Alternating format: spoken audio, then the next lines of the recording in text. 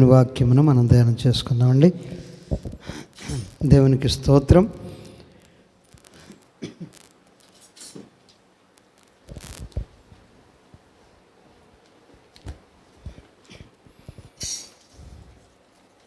Bible గ్రంథంలో మనం చూసినట్లయితే ప్రియులారా,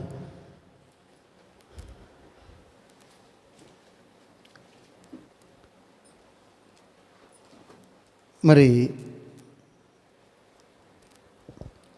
కొరింథీయులకు రాసినటువంటి పత్రికలో, అదేవిధంగా గలతీయులకు రాసినటువంటి పత్రికలో, కొరింథీ 12వ అధ్యాయంలో మనకు అక్కడ కొన్ని వరాలు కనబడుతున్నాయి. ఈ వరాలు ఇచ్చేది ఎవరు అని చూస్తే ప్రియులారా, పరిశుద్ధాత్ముడు ఈ వరాలను మనందరికీ పంచి ఇస్తూ ఉంటాడు.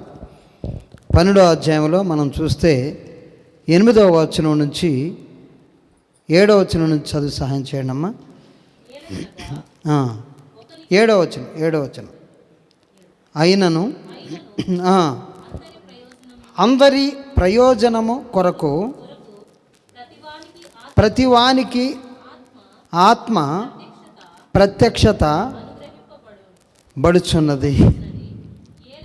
ఏలయనగా ఒకనికి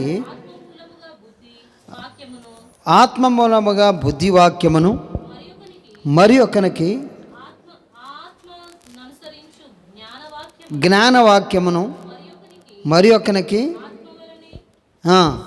విశ్వాసము, మరి ఒకనికి ఒక్క ఆత్మ వలననే స్వస్థపరచు వరములను,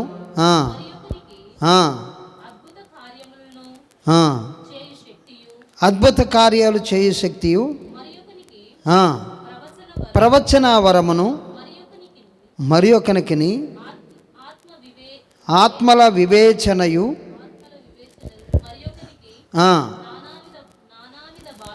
భాషలను, మరి ఒకనికి అనుగ్రహింపడి ఉన్నవి. అయినను వీటన్నిటినీ ఆ ఆత్మ ఒక్కడే తన చిత్తము చొప్పున ప్రతివానికి ప్రత్యేకముగా పంచి ఇచ్చుచు కార్యసిద్ధి కలుగజేయుచున్నాడు. దేవునికి స్తోత్రం. ఇక్కడ మనం చూసినట్లయితే ప్రియులారా, మరి ఈ వరాలు మొత్తం ఎన్ని ఉన్నాయండి? ఇక్కడ 9 వరాలు. దేవునికి స్తోత్రం. ఎన్ని వరాలు ఉన్నాయండి? 9 వరాలు మనకు కనబడుతున్నాయి. బుద్ధివాక్యము, జ్ఞానవాక్యము, విశ్వాసము, స్వస్థపరచు వరం, అద్భుత కార్యాలు చేయు శక్తి, ప్రవచనా వరం, ఆత్మల వివేచన, నానావిధ భాషల అర్థం చెప్పు శక్తి. ఇవన్నీ కూడా పరిశుద్ధాత్ముడు ఇచ్చేటువంటి వరాలు. మరి మనకి గలతీయులకు రాసినటువంటి పత్రిక, మరి 5వ అధ్యాయం 22వ వచనంలో అక్కడ ఒక ఫలం ఉందండి. అయితే ఆత్మ ఫలము ఏమనగా, ఆత్మ ఫలం 5:22 ప్రేమ, సంతోషము, సమాధానము, దీర్ఘశాంతము, దయాళుత్వము, మంచితనము, విశ్వాసము, సాత్వికము, ఆశా నిగ్రహము. ఇవి కూడా 9. దేవునికి స్తోత్రం. వీటన్నిటినీ దేవుడు ఒకే ఫలము అన్నాడు. దేవునికి స్తోత్రం. ఒక్క ఫలం అన్నాడు. ఈ 9 వరాలు అన్నాడు. వరాలు ఇయ్యబడ్డప్పుడు ప్రియులారా, వరాలు ఇయ్యబడ్డప్పుడు అవి బయటికి కనబడతాయి. వరాలు అంటే దేవుడు మనకి స్వస్థత వరం ఇస్తే, ఎవరికైనా ప్రార్థన చేస్తే అది మరి హీల్ అవుతుంది. కాబట్టి అది బయటికి కనబడుతుంది. దేవునికి స్తోత్రం. అంటే ఇతరులకు చేసేటువంటిది వరం. దేవునికి స్తోత్రం. ఇతరుల గురించి చెప్పేది, ఇతరుల గురించి మరి ప్రయాసపడి వాళ్ళ యొక్క మార్పు గురించో లేకుంటే వాళ్ళ పట్ల విశ్వాసాన్ని పెంచడం కోసమో దేవుడు ఈ 9 వరాలను సంఘానికి పంచి ఇచ్చుతున్నాడట. దేవునికి స్తోత్రం. వీటన్నిటినీ సంఘం ఏం చేయాలంటే కోరుకోవాలి. ఈ వరాలు నాకు ఇవ్వాలి అని దేవుని దగ్గర కోరుకోవాలి. ఒక్కొక్కరికి ఒక్కొక్కటి పంచి ఇస్తూ ఉంటాడు. కొందరికి వాక్యాన్ని మంచిగా చెప్పే వరం ఇస్తాడు, కొందరికి పాటలు పాడే వరం ఇస్తాడు, కొందరికి స్వస్థతనిచ్చే వరం ఇస్తాడు. వాళ్ళు ప్రార్థన చేస్తే స్వస్థత జరిగిద్ది. దేవునికి స్తోత్రం. ఒకరు మరి ప్రవచిస్తే అంటే వాళ్ళకి ఇతరుల గురించి సంఘములో మరి బిడ్డల గురించి చెప్తూ ఉంటాడు దేవుడు. అమ్మ నీకు కార్యం జరిగిద్దట అని, దాన్ని ప్రవచనవరం అంటారు. దేవునికి స్తోత్రం. ఇవన్నీ కూడా మనము ఆత్మ దేవుని దగ్గర అడుక్కోవాలండి. పరిశుద్ధాత్ముడిని మనం అడగాలి. ప్రభువా నాకు వరాలు ఇవ్వండి అంటే ఇక్కడ రాయబడినటువంటి 9 నువ్వు దేనికి సెలెక్ట్ చేయబడ్డావో నువ్వు కనుగొనాలి, ప్రార్థించాలి, దేవుని దగ్గర అడగాలి. దేవునికి స్తోత్రం. ఒక్కొక్కరికి ఒక్కొక్క వరాన్ని దేవుడు ఇచ్చేవాడుగా ఉన్నాడు. కొందరికి 2 ఇవ్వచ్చు, కొందరికి 3 ఇవ్వచ్చు. మరి ఇట్లా కలిగిన వారు బైబిల్ గ్రంథంలో మనం చూస్తే ప్రియులారా, మరి అపోస్తలుడైనటువంటి పౌలు గారికి దాదాపుగా ఈ 12 వరాలు ఉన్నాయండి. దేవునికి స్తోత్రం. మరి పేతురు, యోహాను, యాకోబు మరి తన శిష్యులందరికి కూడా ఈ 12 వరాలు ఉన్నాయి. ఎందుకంటే వాళ్ళు వెళ్ళినప్పుడు భాషలతో మాట్లాడారు. వాళ్ళు మరి పెంతెకోస్తు అనేటువంటి పండగ దినమున మరి ఆ 2వ అధ్యాయంలో అపోస్తల కార్యాల్లో అన్య భాషలతో మాట్లాడినట్లుగా మనం చూస్తూ ఉన్నాం. అదేవిధంగా ప్రవచించిన వారుగా కనబడుతూ ఉన్నారు. అదేవిధంగా మరి స్వస్థతను పేతురు గారు మరి ఆ యొక్క మరి దేవాలయము ఎదుట అడుక్కుంటున్నటువంటి కుంటివాడిని మరి పుట్టుక మొదలుకొనే అతను కుంటివాడిగా ఉంటే దేవుడు అతనిని లేపి నడిపిస్తాడు. ఈ వరాన్ని పేతురు గారికి ఇచ్చాడు. అంటే అపోస్తలులు 12 మంది యేసుక్రీస్తు శిష్యులందరికి కూడా ఈ వరాలను దేవుడు ఇచ్చాడు. దేవునికి స్తోత్రం. దేవుడు అన్ని వరాలు ఇచ్చాడు అపోస్తలులందరికి కూడా. అయితే ఈ వరాలు మరి అందరూ అడగాలండి. దేవుని దగ్గర అడగకుంటే మరి దేవుడు ఇస్తాడండి. మనం అడగంది అమ్మైనా భోజనం పెట్టదు. కాబట్టి ఎప్పుడైనా మీరు ఆలోచన చేశారా, నాకు ఏ వరం ఉంది? ఆల్రెడీ నీకు ఇవ్వబడదేమో, పాటలు పాడే శక్తి నీకు ఉందేమో, కానీ నువ్వు దాన్ని ప్రాక్టీస్ చేయట్లా. వాక్యం చెప్పే శక్తి నీకు ఉందేమో, దాన్ని నువ్వు ప్రాక్టీస్ చేయట్లా. దేవుని దగ్గర అడగట్లా. దేవుని దగ్గర నువ్వు అడగట్లేదండి. దాన్ని ప్రాక్టీస్ చేయాలి. నీకు ఒక తెలివిని, ఒక జ్ఞానమును మరి దేవుడు నీకు ఇచ్చినప్పుడు దాన్ని కప్పెడుతున్నావేమో ఒకసారి గమనించుకోవాలండి. ప్రతి ఒక్కరికి ఏదో ఒక వరాన్ని ఖచ్చితంగా దేవుడు ఇస్తూనే ఉంటాడండి. ఖచ్చితంగా ఇస్తూ ఉంటాడు. అయితే దాన్ని గుర్తించాలండి. దేవునికి స్తోత్రం. నాకు ఈ వరం ఉంది అని నువ్వు ప్రభు దగ్గర ప్రార్థన చేస్తావో, ప్రభు దగ్గర ప్రార్థన చేసి కనుగొనాలి. ప్రభు దగ్గర అడిగి నీది నువ్వు గుర్తించి, నాకు ఈ ఏ వరం ఉందో నాకు తెలియదు ప్రభా, అది నాకు జ్ఞాపకం చేయని ప్రభు దగ్గర ఎప్పుడైనా అడిగావా? నాకు ఏ వరం లేదు, నేను ఎట్లనే, నేనేమి చేయలేను అనేటువంటి స్థితిలో నువ్వు ఉన్నావా? నేనేం చేయలేనండి, నేను వినటం వరకే. వినేది కూడా ఒక వరమే. దేవునికి స్తోత్రం. వినే వరం కూడా ఒకటే. కొందరు వినరు, కొందరు వినలేరు. వినుట వలన ఏం కలిగిద్దండి? విశ్వాసము కలుగును అంటాడు. దేవునికి స్తోత్రం. వినుట వలన విశ్వాసం కలుగును, వినుట క్రీస్తును గూర్చిన మాట వలన కలుగును. వినేటువంటి మనసు నీకు ఉండాలి. అది కూడా వరమే. ఎందుకంటే విశ్వాసము కలిగిద్ది. దేవునికి స్తోత్రం. అయితే ప్రియులారా, మరి మన పాత నిబంధనలో ఉన్నవారికి ఈ వరాలు ఏమన్నా ఉన్నాయా? పాత నిబంధనలో ఉన్న, కొత్త నిబంధనలోకి వచ్చిన తర్వాతనే ఈ వరాలను దేవుడు మరి క్రియారూపం చేసేటట్లుగా మరి చేస్తున్నాడా? అంతకుముందు ఈ వరాలు లేవా అని మనం చూస్తే పిల్లారా, మోషే మొట్టమొదట మనకు కనబడుతూ ఉంటాడు. దేవునికి స్తోత్రం. మోషే మొట్టమొదట మనకు కనబడుతూ ఉంటాడు. మోషే ఎన్ని అద్భుతాలు చేశాడండి కదా. ఇవన్నీ కూడా ఆయనకి ఎట్లిచ్చాడు దేవుడు. అవన్నీ కూడా స్వస్థతని మరి ఆయన పరలోకము నుంచి మన్నాను కురిపించాడు కదండి.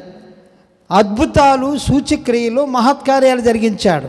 చూడండి, మరి 2 కొరింథీ 12:12 ఒక మాట రాయబడి ఉంది చూడండి. 12:12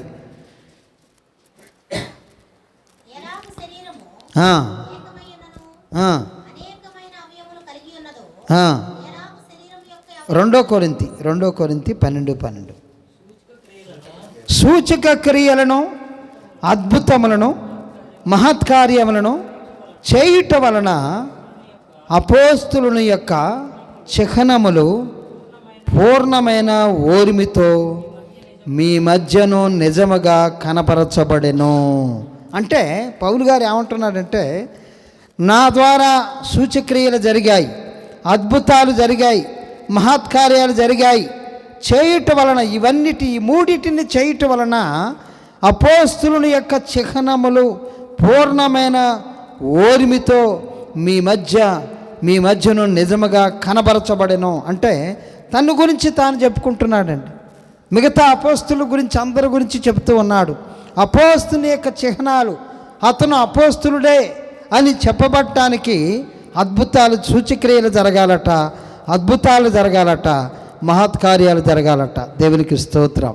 ఇంకా సంఘాలు స్థాపించబడాలి, సేవకులను లేపాలి, సంఘాలు స్థాపించుకుంటూ వెళ్ళాలి. అప్పుడు అపోస్తులుని యొక్క గుర్తులు. దేవునికి స్తోత్రం. మరి పౌలు గారు కొరింథీ సంఘం ఉంది ఆయనకి, గలతీ సంఘం ఉంది ఆయనకి, ఎఫెసీ సంఘం ఉంది కదా. సంఘాలను కట్టుకుంటూ వెళ్ళాడు ఆయన. దేవునికి స్తోత్రం. సంఘాలు కట్టుకుంటూ వెళ్ళేవారు అపోస్తులు. దేవునికి స్తోత్రం. అయితే మరి మోషే గారిని మనం చూసినట్లయితే ఆయన మరి సీనాయి పర్వతం మీద దేవుడు ఆయనకు ప్రత్యక్షమయ్యాడు. సీనాయి పర్వతం మీద దేవుడు ఆయనతో మాట్లాడాడు. నీ చెప్పులు విడువు, ఈ యొక్క పర్వతము, నువ్వు నిలబడ్డటువంటి ప్రదేశము పరిశుద్ధ భూమి అంటాడు. మరి ఆయనతో మాట్లాడతాడు.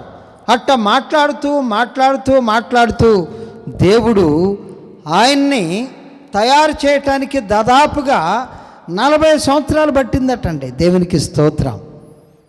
ఆయన వయస్సు 40 సంవత్సరాల వయసులో ఆయన్ని పిలిచాడు. ఫరో దగ్గరకు వచ్చి ఆయన ఫరోతో మాట్లాడేటప్పుడు ఆయన వయసు ఎంతో తెలుసండి, 80 సంవత్సరాలు. దేవునికి స్తోత్రం. ఈ 40 ఇయర్స్ మరి మిద్యాను యాజకుడైనటువంటి తన మామ మందన మేపుకుంటూ, ఆ సీనాయి పర్వతం ఎక్కుతూ మందన మేపుకుంటూ దేవుడు ఆయనతో మాట్లాడుతూ ఉంటే, ఏదో ఒక్కసారి మాట్లాడిండు అంటే అది కాదండి. దేవునికి స్తోత్రం. దేవుడు దాదాపుగా 40 సంవత్సరములు ఆయన్ని మరి సంధిస్తూ, ఆయనతో మాట్లాడుతూ, ఆయన్ని ప్రార్థనలో నడిపించాడు అని నేను అనుకుంటున్నాను. దేవునికి స్తోత్రం. ఎందుకు అనంటే ఈ యొక్క మరి 40 సంవత్సరాల వ్యవధిలో దేవుడు ఖచ్చితంగా ఆయన్ని తయారు చేశాడు. ఒక అపోస్తులుడిగా తయారు చేశాడు, అద్భుతాలు చేయవాడుగా తయారు చేశాడు. అక్కడ ఈ యొక్క ఐగుప్తు దేశంలో అద్భుతం ఖచ్చితంగా కావాలి, అద్భుతం కావాలి. ఎందుకు అనంటే నీళ్లు రక్తంగా మార్చబడాలి. అప్పుడు ప్రజలు నమ్మాలి, ఫరో నమ్మాలి. అద్భుతం అవసరము అంటేనే దేవుడు చేస్తాడు. దేవునికి స్తోత్రం. అద్భుతం అవసరం లేదంటే వాక్యమును సంధించి ఆయన మరి ఆ మనుషులని రాబట్టుకుంటాడు. కాబట్టి ఇప్పుడు మరి ఆ యొక్క మోషేను ఫరో దగ్గరికి పంపించాలంటే తన చేతిలో ఉన్నటువంటి కర్రనే కింద వేయమన్నాడు. కింద వేస్తే ఏమైందండి? పాము అయిపోయింది కదా. తన చేతిని మరి రొమ్ము దగ్గర పెట్టుకోమన్నాడు. మరలా బయటికి తీస్తే మరి కుష్ఠవ్యాధి కలిగినటువంటి చెయ్యిగా అయింది. మరలా లోన పెట్టుకుంటే మరి మామూలైపోయింది. ఇట్లా ఆయనకి అద్భుతాలను ఇచ్చాడు, సూచక క్రియలు ఇచ్చాడు, మహత్కార్యాలు ఆయనతోటి జరిపించాడు. నీళ్లు రక్తంగా మార్చబడ్డాయి. వాళ్ళ మరి ఇళ్లల్లోకి కప్పలొచ్చాయి. మోసే చెప్పితే కప్పలొచ్చాయి, వడగండ్లు వచ్చాయి వాళ్ళ పంట పొలాలను నాశనం చేయటానికి. వారి యొక్క మరి పశువుల మీదకి తెగుళ్ళు వచ్చాయి, పేలు వాళ్ళ ఇళ్లలోకి వచ్చాయి, కప్పలు వాళ్ళ ఇళ్లల్లో మరి బెక్కబెక్కమంటూ మరి అరుచుకుంటూ వచ్చాయి.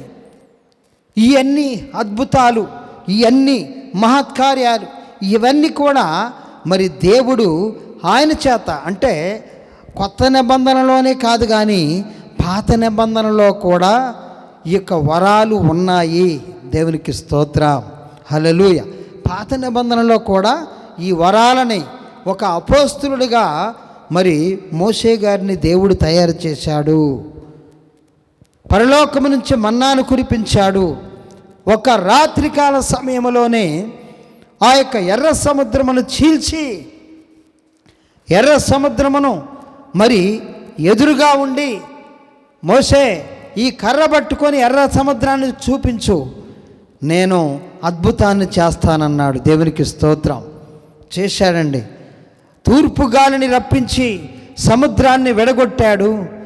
తన నోటి ఊపిరి చేత మరి ఆ యొక్క డీప్ ఫ్రిజర్ గాలిని పంపించి అడుగు నుంచి మరి ఆ యొక్క అడుగు భాగము నుంచి ఆ యొక్క సముద్రములో గడ్డలు కట్టించుకుంటూ మరి మంచును తయారు చేసి అటు ఇటు గోడలు కట్టాడు దేవుడు. దేవునికి స్తోత్రం. రెండింటిని ఉపయోగించాడండి. ఒకటి తూర్పు గాలిని ఉపయోగించాడు ఎర్ర సముద్రాన్ని చీల్చటం కోసం. రెండవది ఆ యొక్క సముద్రములో గడ్డలు కట్టాలి. ఏంటి అంటే వారికి హైవే ఏర్పడాలి కాబట్టి అటుపక్క ఇటుపక్క మరి గడ్డలు కట్టించాడు దేవుడు. దేవునికి స్తోత్రం. ఆరిన నేల మీద వాళ్ళందరూ కూడా నడిచిపోయారు. అయితే ఈరోజు ప్రశ్న ఏంటంటే ప్రియులారా, నువ్వు ప్రభు కోసం నువ్వు నిలబడే శక్తి నీకున్నదా? ఆ శక్తిని ఈమని నువ్వు అడుగుచున్నావా? మోసే నిలబడ్డాడు, దేవుడు అద్భుతం చేశాడు. నువ్వు చేయాల్సింది ఏమీ లేదు, విశ్వాసముతోటి నిలబడటమే. దేవునికి స్తోత్రం. విశ్వాసముతోటి ఆ యొక్క ఒడ్డు మీద ఉండి నిలబడాలి. నువ్వు ఎక్కడ? సముద్రపు ఒడ్డు నుండి నిలబడాలి. అది ఎలాంటి సమస్య అయినా కానీ, అది ఎలాంటి విపత్తు అంటే ఇది జరిగిద్దా అన్నట్టుగానే ఉంటుంది విశ్వాసములో ఉన్నటువంటి విధానం. ఇది జరిగిద్దా, ఇది జరగదు, చాలా కష్టమే అన్నట్టుగానే ఉంటుంది పరిస్థితి. అయితే కానీ చేసేవాడు ఎవరండి? దేవుడు. దేవునికి స్తోత్రం. ఆయన జరిపిస్తాడు. నువ్వు నిలబడతా అంటే ఆయనకు ఒక విశ్వాస కావాలి, ఒక దృఢమైనటువంటి విశ్వాసము కలిగినటువంటి వ్యక్తి ఆయన కావాలి. దేవునికి స్తోత్రం.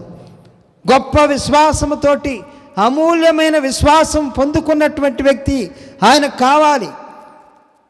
అందుకోసమే ఈ వరాలను దేవుడు ఇచ్చాడు. విశ్వాసముతోటే మోసే నిలబడ్డాడు. ఎక్కడ నిలబడ్డాడండి? సముద్రపు ఒడ్డున నిలబడ్డాడు. కర్రను పట్టుకొని చూస్తున్నాడు. దేవునికి స్తోత్రం. చేల్చబడుతూ ఉన్నది. నిలబడేటువంటి వ్యక్తి ఉండాలి. నీ కుటుంబంలో కార్యాలు జరగాలంటే, నీ కుటుంబంలో గొప్ప కార్యములు జరిగించాలంటే, నీ కుటుంబంలో ఒక అద్భుతం జరగాలి అంటే, నీ కుటుంబంలో నీ కుటుంబ సమస్యలన్నీ కూడా పారిపోవాలంటే నువ్వు కర్ర పట్టుకొని నిలబడాలి. దేవునికి స్తోత్రం. విశ్వాసం అనే డాలు పట్టుకొని నువ్వు నిలబడాలి. నీ కుటుంబాన్ని చూస్తూ ఉండాలి.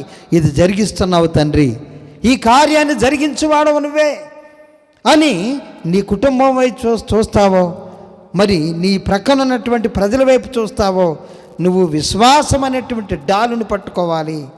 విశ్వాసం అనే డాలుతోటి నువ్వు ఎదురు చూడాలి.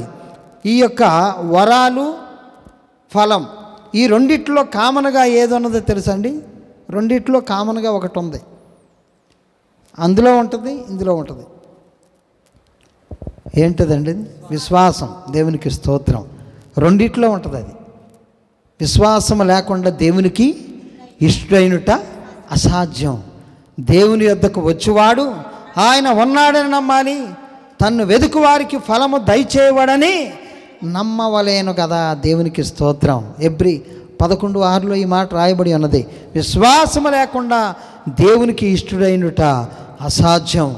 దేవుడు ఇస్తాడని నమ్మాలా, దేవుడు ఉన్నాడని నమ్మాలా, ఆయన ప్రతిఫలం ఖచ్చితంగా ఇస్తాడని నమ్మాలి. దేవునికి స్తోత్రం. మన దేవుడు మరి గొప్ప దేవుణ్ణి మనం కలిగి ఉన్నాం ప్రియులారా. ఈరోజు మనం నిజంగా ఈ ప్రపంచంలో ధన్యులం. దేవునికి స్తోత్రం. వరాలను అడగమని అడుగుతున్నాడు దేవుడు.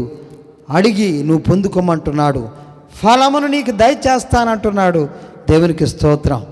కాబట్టి ప్రియులారా, మనం ఈ సమయంలో మరి అపోస్తులుడైనటువంటి, ప్రవక్త అయినటువంటి, పాస్టర్ అయినటువంటి, మరి అపోస్తులుడు అంటే 5 ఫోల్డ్ మినిస్ట్రీ మనకు బైబిల్ గ్రంథంలో కనబడుతుందండి. అపోస్తులు, ప్రవక్తలు, పాస్టర్స్, సువార్థికులు, ప్రసంగికులు, 5 రకాల సేవలు ఉన్నాయి. దేవునికి స్తోత్రం. అయితే ఇక్కడ మరి మోషే గారికి దేవుడు అపోస్తలత్వాన్ని ఇచ్చాడు. దేవునికి స్తోత్రం. అపోస్తులుడు అంటే ఈ మిగతా 4 క్వాలిటీస్ కలిగిన వాడే అపోస్తులుడు. దేవునికి స్తోత్రం. 4 క్వాలిటీస్ కింది అన్నీ పాస్టర్గా, ప్రవక్త కానీ, మరి పాస్టర్ కానీ, మరి ప్రసంగికుడు కానీ, సువార్థికుడు కానీ, ఈ 4 క్వాలిఫికేషన్స్ ఎవరికి ఉంటాయంటే అపోస్తులుడికి ఉంటాయి. దేవునికి స్తోత్రం. ముందు వీటిలో నుంచి అపోస్తలత్వానికి హయ్యర్ కాలింగ్. అది అపోస్తలత్వం అంటే హయ్యర్ కాలింగ్. దేవునికి స్తోత్రం. అపోస్తులుడు గొప్పగా వాడబడతాడు. దేవునికి స్తోత్రం. అపోస్తులుడు తర్వాతనే ప్రవక్తలో. కాబట్టి ప్రియులారా, ఇప్పుడు అపోస్తులుడైనటువంటి మరి మన మోషే గారిని మనం చూస్తున్నాం. అద్భుతాలు, సూచక్రియలు, మహత్కార్యాలు జరిగించాడు.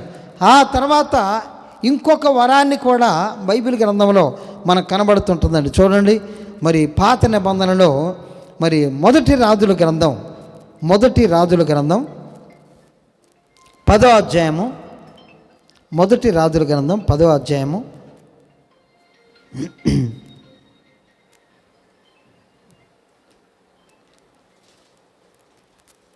22 నుంచి చదవండి.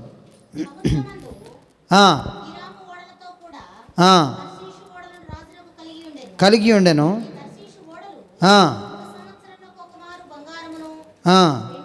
వెండిని, కోతులను తీసుకొని వచ్చుచుండెను. ఈ ప్రకారము రాజైన సొలొమోను జ్ఞానము చేతను భూపతులందరిలో అధికుడై ఉండెను. అతని హృదయమందు ఈ వాక్యాన్ని మనం అండర్లైన్ చేసుకుందామండి. అతని హృదయమందు దేవుడు ఉంచిన జ్ఞాన వాక్కులను వినుటకై లోకులందరూ అతని చూడగోరిరి. దేవునికి స్తోత్రం. ఇది చాలా ఇంపార్టెంట్ అండి. అంటే ఇప్పుడు మనం కృపావారాలు ఎన్ని చదువుకున్నామండి? 9 కదా. 9లో 2వ కృపావారం సొలొమోన్ రాజు గారికి ఇవ్వబడ్డది. దేవునికి స్తోత్రం. ఇది గుర్తించాలి మనం. దేవునికి స్తోత్రం. 2వ కృపావారం ఎవరికి ఇవ్వబడదండి? సొలొమోన్ రాజు. దేవునికి స్తోత్రం. సాలమన్ రాజు గారికి 2వ కృపావారాన్ని ఇచ్చాడు. ఆయన మరి ఎంత జ్ఞానం కలిగి ఉన్నాడండి ప్రపంచంలో. ఆయన టైంలో అంత జ్ఞానవంతులు ఎవరూ లేరట. దేవునికి స్తోత్రం. 2వ కృపావరం ఏంటి? అతని హృదయంలో దేవుడు జ్ఞాన వాక్కులు, వాక్కు అంటే మాట కదండి. మరి మనం కృపావరాల్లో ఏం చదువుకుంటాం? బుద్ధివాక్యము, జ్ఞానవాక్యం. ఈ వాక్యము అంటే వాక్కు అన్న ఒకటే. దేవునికి స్తోత్రం. 2వ కృపావరాన్ని మరి దేవుడు ఆయనకిచ్చాడు. అందుకోసమే ఆయన గొప్పవాడయ్యాడు. దేవునికి స్తోత్రం. అదే 10వ అధ్యాయము. మరి ఆయన ఎట్లా గొప్పవాడయ్యాడు, ఎందుకు మరి ఎట్లా ఏ రకంగా గొప్పవాడయ్యాడంటే 10వ అధ్యాయం మొదటి నుంచి కొన్ని వచనాలు చదవమ్మా. మొదటి రాజుల గ్రంథం 10వ అధ్యాయం మొదటి నుంచి కొన్ని వచనాలు. షాబా దేశపు రాణి యెహోవా నామమును గూర్చియు సొలొమోనుకు కలిగిన కీర్తిని గూర్చి విని కూడార్థము గల మాటల చేత అతనిని శోధించుటకై వచ్చెను. ఆమె గొప్ప పరివారముతో గంధవర్గమును విస్తారమైన బంగారమును రత్నములను ఒంటెల మీద ఎక్కించుకొని యెరూషలేముకు వచ్చిన సొలొమోను దర్శనము చేసి తోచిన దాన్నంతటిని బట్టి అతనితో మాట్లాడగా ఆమె వేసిన ప్రశ్నలన్నిటికీ సొలొమోను ప్రత్యుత్తరం ఇచ్చెను. ఆమె ప్రశ్నల మూట తీసుకొని వచ్చిందటండి. ప్రశ్నలు ఇంత కట్ట తీసుకొని వచ్చిందట. ఎక్కడి నుంచి? శాబా దేశము నుంచి. దేవునికి స్తోత్రం. ప్రశ్నలన్నిటికీ కూడా జవాబు చెప్పాడట. దేవునికి స్తోత్రం. రాజుకు మరుగైనదేదీ లేనందున వేసిన వాటన్నిటికీ భావము చెప్పెను. శేబారాణి కట్టించిన మందిరమును భోజన ద్రవ్యములను పీఠములను ఉపచారులను కనిపెట్టుటను వారి వస్త్రములను అతను గిన్నె అందించు వారిని యెహోవా మందిరమందు అతడు అర్పించు దహన బలులను చూచి విస్మయమొందినదై రాజుతో ఇట్లనెను. అంటే అక్కడ పరిస్థితులన్నీ చూసినప్పుడు ఆమె విన్నది చాలా తక్కువగా ఉన్నదట. దేవునికి స్తోత్రం. ఇప్పుడు ఈ వచనంలో చెప్తుంది ఆమె. 6వ వచనం చదవమ్మ. రాజు ఇట్లనెను, నీ కార్యములను గూర్చియు నీ జ్ఞానాన్ని గురించి నీ కార్యాల గురించి నా దేశమందు నేను విన్నది నిజమే. అయినను నేను వచ్చి కనులారా చూడకమునుపు ఆ మాటలను నమ్మకయుంటిని, ఉన్నదానిలో సగమైనను నాతో చెప్పబడలేదని ఇప్పుడు నేను తెలుసుకొనుచున్నాను. నీ జ్ఞానమును నీ భాగ్యమును నేను వినిన దాని బహుగా మించి ఉన్నవి. నీ జనులు భాగ్యవంతులు, నీ ముందర ఎల్లప్పుడూ నిలిచి ఈ జ్ఞానవచనములను వినుచుండు నీ సేవకులు భాగ్యవంతులు. చదవమ్మా. నీ యందు ఆనందించి ఇజ్రాయేలు మీద రాజుగా నియమించిన నీ దేవుడైన యెహోవాకు హల్లెలూయా. దేవునికి స్తోత్రము కలుగును గాక. ఏముంటుందండి? నీ దేవుడైనటువంటి యెహోవాకు స్తోత్రము కలుగును గాక. ఒక అన్య స్త్రీ, ఒక అన్య మరి వేరే దేశపు రాణి యెరూషలేమునకు వచ్చి బంధువర్గముతో వచ్చి పరివారముతో వచ్చి బంగారాన్ని మరి ఆమె గంధవర్గమును తీసుకొని వచ్చి మరి రాజు దగ్గర అనేకమైనటువంటి ప్రశ్నల మరి కట్టలను తీసుకొచ్చి ఆయన్ని ప్రశ్నించినప్పుడు ఆమె విస్మయం పొందిపోయిందట. ఆయన జ్ఞానాన్ని చూసినప్పుడు నీకు ఇప్పుడు నేను చూసేది సగము కూడా నాకుతో చెప్పబడలేదు. అంటే భూమి అంతముల నుంచి వచ్చింది ఆమె. అంటే సొలొమోను యొక్క జ్ఞానమును గురించి మరి దేవుని యొక్క కీర్తిని గురించి ప్రపంచమంతా సువార్త ప్రకటించబడ్డది సొలొమోను టైంలో. దేవునికి స్తోత్రం. మనం గమనించాలి. సొలొమోను టైంలో ప్రపంచమంతా సువార్త ప్రకటించబడ్డది. యెహోవా దేవుని గురించినటువంటి మరి విధానము ప్రపంచమంతా తెలుసుకున్నది ఆ టైంలో. దేవునికి స్తోత్రం. ఎంత గొప్ప రాజుగా మరి సొలొమోను గొప్పవాడా, ఆయనకి జ్ఞానం ఇచ్చినటువంటి దేవుడు గొప్పవాడా? సొలొమోను మన లెక్క ఒక మనిషే. దేవునికి స్తోత్రం. ఆయన్ని ఆదరించి ఆయన్ని గొప్ప చేసి ఆయన హృదయంలో జ్ఞాన వాక్కులు పెట్టి ఆయన్ని గణపరిచినటువంటి దేవునికే స్తోత్రం. హల్లెలూయా. ఆమెదే మాట అంటుంది. రాణిగారు ఏమంటుందో తెలుసా అండి? నిన్ను మరి నీ యొక్క మరి నిన్ను ఇజ్రాయేలు మీద రాజుగా నియమించినటువంటి నీకు జ్ఞాన వాక్కులిచ్చి నీ జ్ఞానాన్ని పెంచి నిన్ను రాజుగా నియమించినటువంటి దేవునికి స్తోత్రము కలుగునుగాక. నిన్ను గొప్పవాణ్ణిగా దేవుడు చేశాడు. ఏ వ్యక్తి అయినా ప్రియులారా, ఒక వ్యక్తి గొప్పగా వాడబడుతున్నాడు అంటే ఆ వ్యక్తిని దేవుడే గొప్ప చేస్తేనే తప్ప ఎవరూ వాడబడరు. దేవునికి స్తోత్రం. సొలొమోన్ టైంలో ప్రపంచమంతా సువార్త ప్రకటించబడ్డది. మోసే టైంలో కూడా ప్రపంచమంతా సువార్త ప్రకటించబడ్డదండి. ఫరోను నియమించాడట దేవుడు. ఏమని తెలుసండి? నా నామము భూలోకమంతటా మరి ప్రచురము చేయుటకు అందునిమిత్తమే నేను నిన్ను నియమించాను అని దేవుడు 1 కొరింథీ పత్రిక 9వ అధ్యాయంలో చెప్తూ ఉన్నాడు. రోమీయులకు రాసిన పత్రికలో మరి ఫరోను గురించి మాట్లాడుతున్నాడు. అందునిమిత్తమే నిన్ను నియమించాను. మోసే టైంలో సువార్త ప్రపంచమంతా వెళ్ళిపోయింది. సొలొమోన్ టైంలో భూమి అంతముల నుంచి రాణిగారు వచ్చింది. వచ్చి ప్రశ్నలు వేసి ఆయన జ్ఞానమును పరీక్షించి దేవుణ్ణి స్తుతించి వెళ్ళిపోయింది. దేవునికి స్తోత్రం. హల్లెలూయా. అంటే మరి బైబిల్ పుట్టినది మొదలుకొని దేవుడు వీటన్నిటినీ వరాలు మనం ఇప్పుడు వచ్చినాయి అనుకుంటున్నాం, కానీ దేవుడు ముందుగానే అన్నిటినీ నియమించి ఉన్నాడు. వరాలు ఇప్పుడు కొత్త నిబంధనలో మనకు వచ్చాయనుకుంటున్నాం మనం, కానీ ఆ టైంలో భక్తులందరూ కూడా, దేవుని భక్తులందరూ కూడా ఈ వరాలను పొందుకున్నవారే. దేవునికి స్తోత్రం. కొందరు ప్రవక్తలు అద్భుతాలు చేశారు, కొందరు ప్రవక్తలు ఏమీ చేయలేదు, వాక్యాన్ని ప్రకటించారంతే. కొందరు ప్రవక్తలు వాక్యాన్ని మాత్రమే ప్రకటించారు. బాప్తిస్మిచ్చి యోహాను ఒక అద్భుతం చేశాడండి? చేయలేదు. ఆయన ప్రకటించాడు. ఆయన ఎక్కడ ప్రకటించాడో తెలుసా అండి? ఇళ్లలోకి పోయి ప్రకటించలేదు. అరణ్యంలో ప్రకటన చేస్తుంటే జనులు ఇళ్లలో నుంచి అడవుల్లోకి పోయారు. హల్లెలూయా.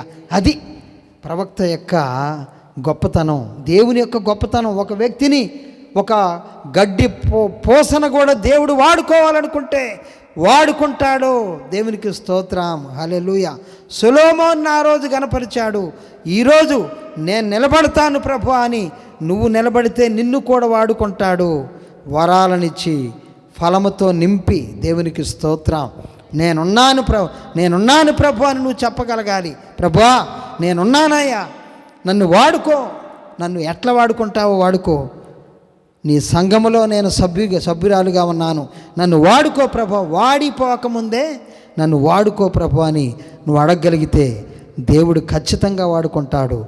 మోషేను వాడుకున్నాడు, సొలొమోన్ను వాడుకున్నాడు, మరి ఆ యొక్క బాప్తిస్మిచ్చి యోహానుని వాడుకున్నాడు. ఆయన ఎవరింటికి పోయి ప్రకటన చేయలేదండి. బాప్తిస్మిచ్చి యోహాను అరణ్యంలో కేకలు వేస్తుంటే జనాలు ఇళ్ల నుంచి ఆడిపోయారు. ఎంత గొప్ప సంగతి అండి అది. దేవుడు వాడుకోవటం అంటే అది. దేవునికి స్తోత్రం. అందుకోసం ఈరోజు నీ ముందు ఫలాలు ఉన్నాయి, ఫలం ఉంది. ఫలాలు అనకూడదట, ఫలమే. దేవునికి స్తోత్రం. నువ్వు ఫలాన్ని పొందుకుంటే ఆ ఫలము ప్రేమ, సంతోషము, సమాధానము, దీర్ఘశాంతము, దయాళత్వము, మంచితనము, విశ్వాసము, సాత్వికము, ఆశా నిగ్రహము, ఇవన్నీ కూడా 9 కలిపి ఒకే ఫలం అంటారు. దేవునికి స్తోత్రం. ఈ ఫలాన్ని ఫలించుటకు మరి దేవుడు నిన్ను తయారు చేయాలని కోరుకుంటే ప్రియులారా, నువ్వు పరిశుద్ధమైనటువంటి జీవితాన్ని జీవించాలి. కొన్నిటిని వదులుకోవాలండి. దేవునికి స్తోత్రం. కొన్నిటిని ఈ లోక సంబంధమైనటువంటి శరీరేచ్ఛలను వదులుకోవాలి, లోకాశలను వదులుకోవాలి. అప్పుడు నువ్వు ఫలవంతంగా ఉండి ప్రేమను చూపిస్తావు. నీ ప్రేమ కాదు, దేవుని ప్రేమ. సమాధానం నీలో ఉంటుంది, దీర్ఘశాంతం నీలో ఉంటుంది, త్వరగా కోప్పడేటువంటి తత్వం నీలో ఉండదు. సమాధానంతో నువ్వు ఉంటావు. యేసు క్రీస్తు వీటన్నిటినీ కలిగిన వాడుగా మనం చూస్తూ ఉన్నాం. దేవునికి స్తోత్రం. ఆయనే మన గురిగా ఉండాలి. ఆయన వైపు మనం చూడగలిగితే, యేసుక్రీస్తు నీ ప్రభువుగా ఉన్నట్లయితే, యేసుక్రీస్తు నీ రక్షకుడిగా ఉన్నట్లయితే, యేసుక్రీస్తును నువ్వు ధరించినట్లయితే, అయ్యా నాలో ఫలించు, నాలో వరాలను అయ్యా బయటికి వచ్చేటట్లుగా చెయ్యి. ఏ వరమును నాకు ఇచ్చావో ఆ వరముతో నన్ను అలంకరించు ప్రభు అనేసి మనం ప్రభు దగ్గర అడుగుదాం. అలాంటి కృప దేవుడు నీకు నాకు మనందరికీ అనుగ్రహించునుగాక.